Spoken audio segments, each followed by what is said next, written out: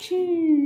இணைந்து விட்டோம் இரண்டும் ஒன்றாகி போனதே கனவே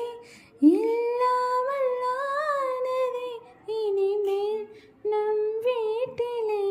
பூங்காற்றுதான் தினம் பேசுமே